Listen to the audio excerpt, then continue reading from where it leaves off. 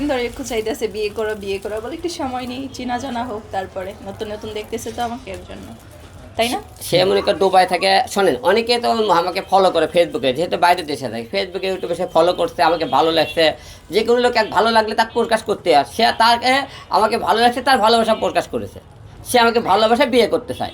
এখন মুখে দুবাই ফেরত মেয়ে কেমন বিয়ে করতে চায়, সবাই তো চাইতে ভালো কাউকে বিয়ে করতে। সে দেখতেও সুন্দর, দুবাই থাকে, তারপরে মুখে আবার এমন করতে ইউএসএ যাইতে চাইতেছে। সবাই তো সুযোগ মনে করে নিতে চায়, তাই আমি তো সুযোগ নিতে চাই না, আমি ভালোবেসে বিয়ে করতে চাই। না, যেহেতু আমার বাচ্চার দায়িত্ব নিতে চাই, আমার দায়িত্ব নিতে চাই, সব দায়িত্ব যখন নিতে চাই, তাহলে তো আর করে সমস্যা নেই বিয়ে করতে। বিয়ে হয়ে যাবে, টেনশন। ভালো দিনক্ষণ পাবে, খুব শীঘ্রই কাম টু দুবাই।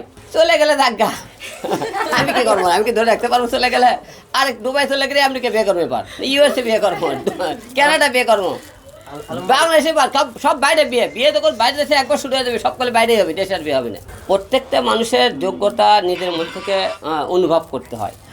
আর যোগ্যতা কেউ কাউকে করে দেয় না।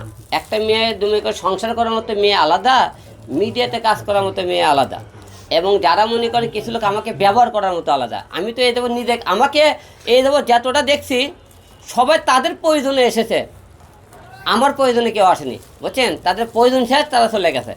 এখন মনে করেন সে কয়দিন আমার সাথে থাকবে না থাকবে সে উপর আলাদা নেই, বিয়ে করবে কি সেটাই আমাকে উপর আলাদা লেখা থাকে, কাজ করবে কতদিন সেটাও আমরা জানি না। কিন্তু আমরা এখন মাঝখানে কাজ করতেছি, কাজ নিয়ে আছি, জন্মের মূর্তি বিয়ে সব উপর আলাদা লেখা। আমরা চাইলেও কারোর সাথে বিয়ে হতে পারি না। এখন মনে করেন লেখা থাকলে কারোর সাথে বিয়ে হবে, না থাকলে হবে।